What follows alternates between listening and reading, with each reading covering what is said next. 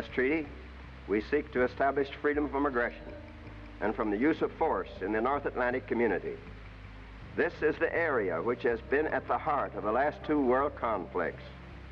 To protect this area against war will be a long step toward permanent peace in the whole world.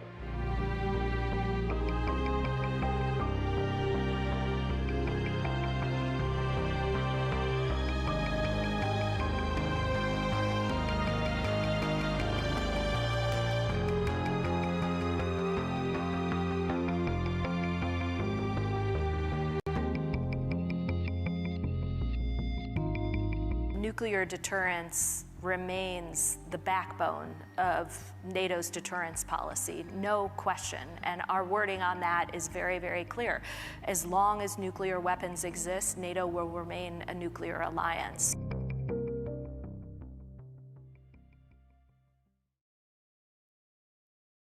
Good morning and welcome to Washington Post Live and another episode in our series, World Stage. Today's focus, NATO. Today, joining me is the United States Ambassador to NATO, Julianne Smith. Ambassador Smith, welcome to Washington Post Live. Thank you. Good morning. Good morning. So, Ambassador Smith, I'm going to start with a little news. The Kremlin is blaming the United States for Ukraine's missile attack on Crimea this past Sunday and threatening retaliation. Is the United States to blame? And what will the response be if Russia does retaliate? Well, let's start with some basic facts here. Russia started this war over 2 years ago, and at every turn, this started at the very beginning.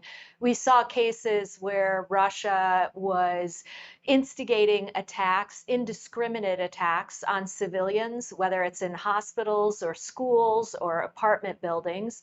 The Ukrainians, in defending their territory with assistance provided by the United States and others, are targeting military installations, military troops, military equipment. They are not attacking civilians. That is the claim falsely made by Russia.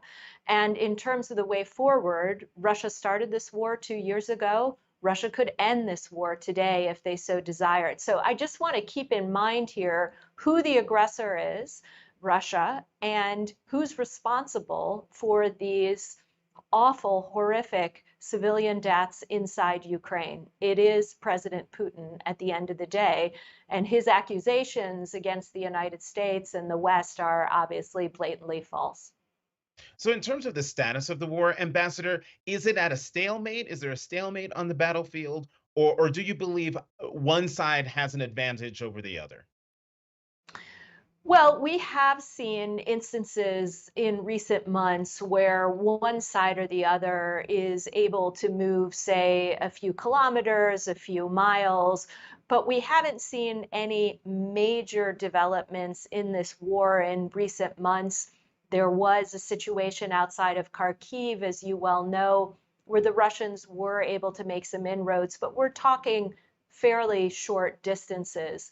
In terms of who has the advantage, there's no question that Russia has thousands of troops that it can continue to use to pursue this war of aggression. But what Ukraine brings to this fight is, first and foremost, incredible amount of innovation, the way in which they are pairing modern technology with, in some cases, Soviet legacy equipment has been nothing short of remarkable. But they also have a fighting spirit.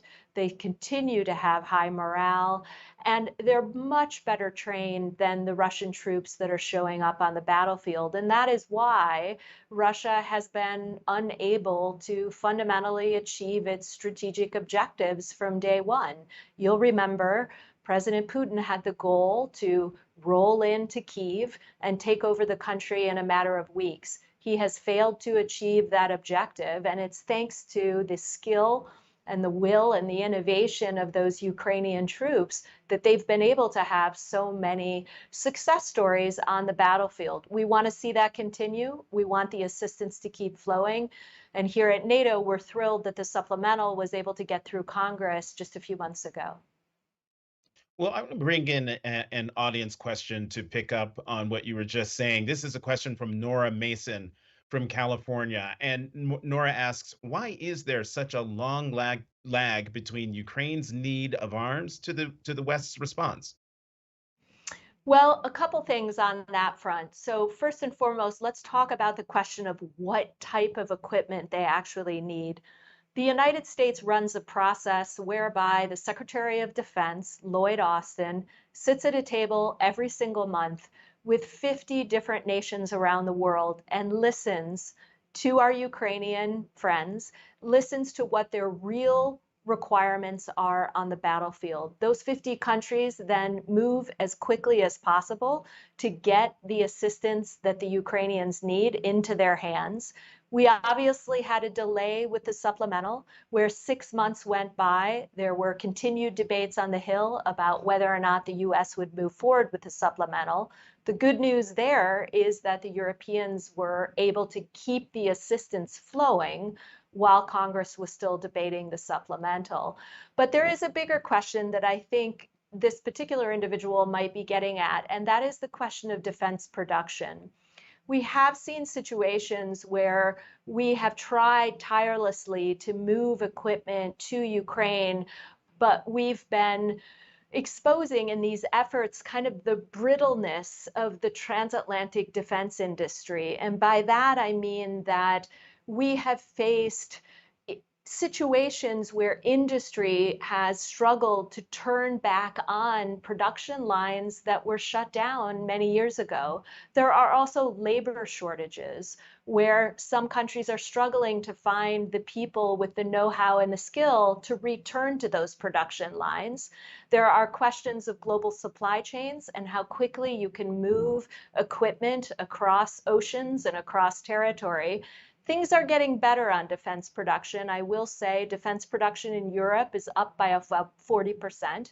In the United States, we've made major strides forward.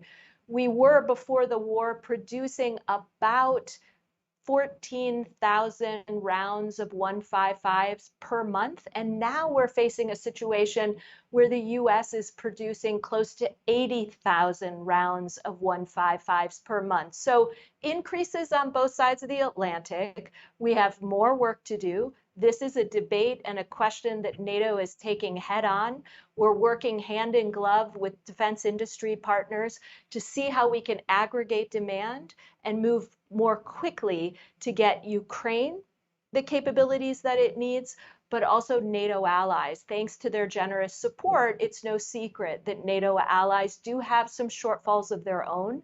And that is one of the things we'll be addressing at the NATO summit in Washington on July 9th through the 11th. Ambassador, the New York Times is reporting this morning that at the upcoming NATO summit in Washington next month, Ukraine will be offered, and I'm quoting here, a new headquarters to manage its military assistance based at an American facility in Germany. Can you confirm that? Yes, what we've been working on here at NATO headquarters is some sort of new initiative that would allow the NATO alliance to coordinate all of the assistance that's flowing into Ukraine and also to coordinate the training that many individual NATO allies have been undertaking in recent months and years. What we're trying to do is, in essence, build a bridge to membership. Ukraine will not be receiving an invitation to join the alliance this July, but we are moving them ever closer to the alliance by focusing on questions of interoperability and modernization, and also bringing that much needed coordination that you just mentioned. So there will be a new effort, a new initiative rolled out at the summit in about a week and a half. And that is something that we expect President Zelensky to be at the table to receive and to talk about with allies in Washington, D.C. when he joins us at the summit in Washington. You know, Ambassador Smith, Ukrainian President Zelensky has repeatedly asked for full NATO membership. Can you explain to the folks watching why Ukraine can't do what Finland and Sweden have done in the past year, which is to officially join NATO? So there are two issues here. First and foremost, we can't deny that Ukraine is in the middle of a war, and it would be extraordinarily complicated to face a situation where we were admitting a new member to the alliance, or NATO was enlarging to add a new member to the alliance while its borders are actually contested. And so our focus here inside the NATO alliance right now is to aid Ukraine's efforts to get Russia out of its territory and bring about an end to this war. That's our overriding priority at the moment. Secondly, before you join the NATO alliance, any member has to undertake a series of steps or reforms that are needed for NATO membership. Ukraine has done an incredible thing, and that is it is reforming while it is in the middle of a full-scale war. We've seen them make some good progress in recent months, particularly on questions of transparency and accountability. But we believe collectively here inside the alliance that Ukraine has some more work to do on this front. So we will keep working with them on the reforms. We will keep the assistance flowing to Ukraine, and we will ensure that they can prevail on the battlefield and work towards peace. I'm going to broaden the aperture here on our conversation, Ambassador. Many are agree that if Russia wins this war, its war on Ukraine, it would be catastrophic for American prestige and legitimacy as a global leader, and would mark a fundamental global power shift, emboldening Russia President Vladimir Putin. Why then has NATO seemingly lacked the will from the start of the war up to now to do what's necessary to ensure that Russia does not win? Well, I think I would disagree with your premise here. I mean, look, I remember the morning that my phone rang at 3 a.m. and I was told that Russia had launched this war inside Ukraine. And we came in for an emergency session. We all arrived very early that morning inside the alliance. And without question, every single member of the alliance, all of them, immediately started talking about what they would do individually as countries to support Ukraine with humanitarian, with economic, and with military or security assistance. NATO jumped into action and immediately took a series of steps, moving tens of thousands of forces into Eastern Europe to ensure that our members on the eastern flank would have the defense and the security that they needed to defend their territory against any potential Russian aggression. So my point here is that NATO allies have banded together. They continue to support Ukraine 2 years into this war. President Putin assumed on day one that NATO allies would look away, get distracted, become consumed with another issue or another crisis. And in fact, that isn't the case.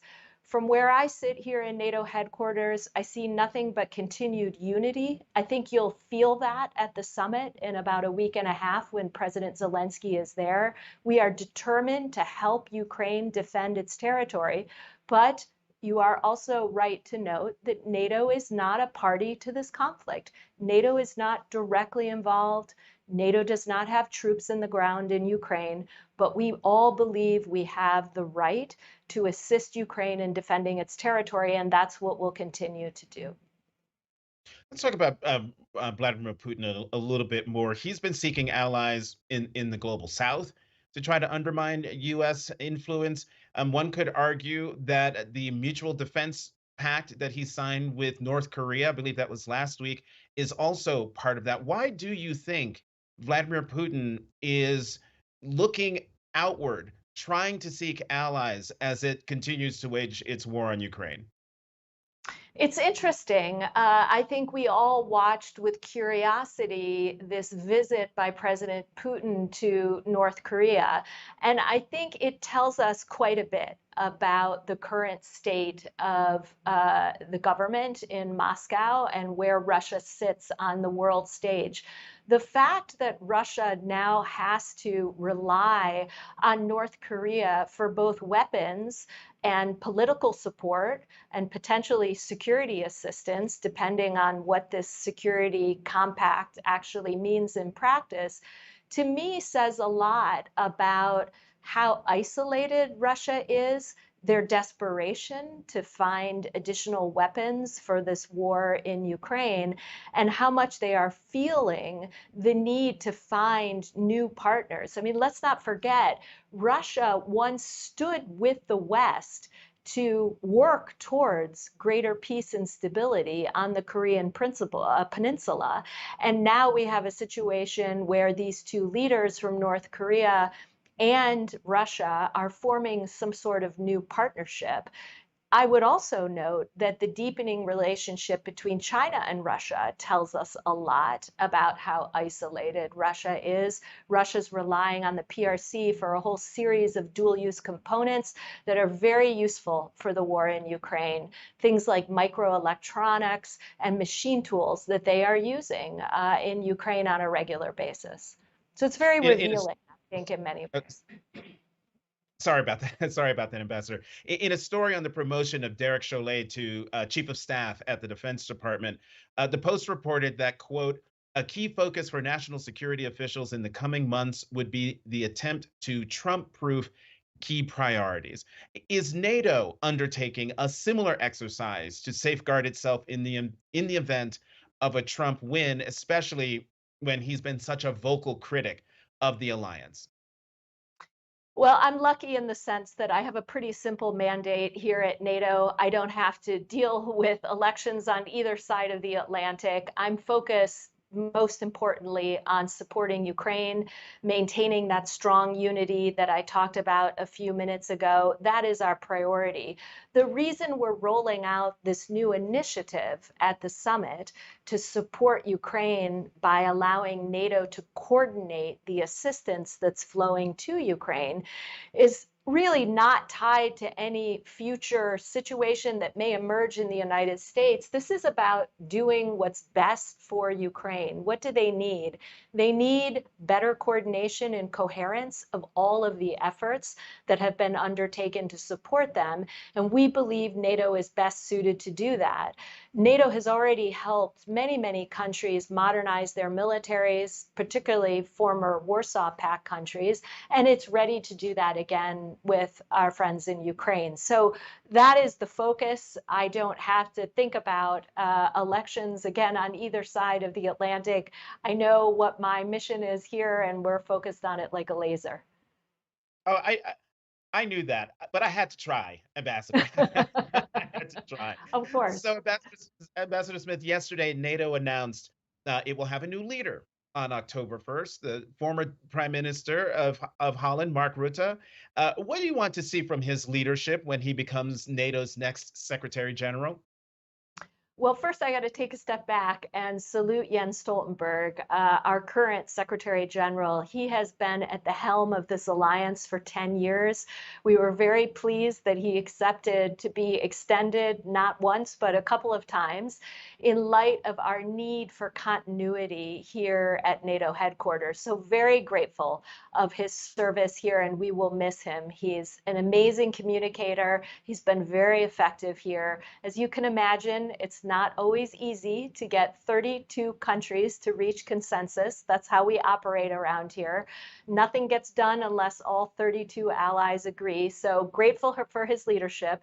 In terms of Mark Rutte, who will be coming in later this fall, we expect him to provide the same level of superb leadership. This is a proven leader. He's done quite a bit in the Netherlands to support Ukraine and really make the Netherlands a strong contributor to the NATO alliance. He too is a superb communicator. So we hope this will be a seamless transition. We love that he's a strong Atlanticist. He believes in the transatlantic relationship like Jens Stoltenberg. And we can't wait to see him arrive here at NATO headquarters. I think early October is when he will be appearing on the scene here in Brussels. You know, some Eastern European representatives were hoping that someone from their region of the world would ascend to the post for the first time in NATO history. Why haven't they been represented with NATO's top job? Well, it's a good question. And I think our friends in Europe do regularly raise the question of geographic diversity. I think diversity is something we have to look at in all its forms here at NATO headquarters, whether you're talking about geographic, gender, or other types of diversity. We have had the good fortune of having a Romanian Deputy Secretary General in the chair for many years. He has also done a superb job here. So we do feel like we've had some representation at the highest levels. We do hope going forward we will continue to see candidates both from Eastern and Western Europe and Canada as well. And I don't think anyone's ruling out that possibility. In this case, we did have two official candidates. We had Mark Rutte from the Netherlands, and we had President Iohannis from Romania. But as the alliance worked through reviewing those two candidates, they did settle on Mark Rutte. Again, you have to reach consensus on these matters. But we will continue to work with our friends in Eastern Europe on these questions of diversity. And I think they're right to raise those types of points here at NATO. Ambassador, last question for you. Looking back at the last 75 years of NATO history, what do you think has been the alliance's finest accomplishment? Well, it's hard to narrow it down to one, but I guess if I had to pick one, I would say enlargement. I mean, the alliance has continued to enlarge, including quite recently with our two newest members of Finland and Sweden, because of the pull it has. It is a defensive alliance. We have not enlarged through force. We have enlarged by the appeal of what NATO provides, what it can provide countries for their security, and how it can invest in their security and commit to their security. And so NATO's door will remain open, and I really think it's one of the alliance's greatest legacies. And one could argue that thanks to Russian President Vladimir Putin, he has made the expansion of NATO that much more possible. Julianne Smith, Indeed. 23rd United States Ambassador to NATO. Ambassador Smith, thank you very much for coming to Post Live.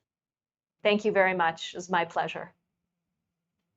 And thank you for joining us. For more of these important conversations, sign up for a Washington Post subscription. Get a free trial by visiting WashingtonPost.com/live. You see it right there at the bottom of your screen. That's again, WashingtonPost.com/live. One of these days I'll get it right. Once again, I'm Jonathan Capehart, Associate Editor at the Washington Post. Thanks for watching Washington Post Live.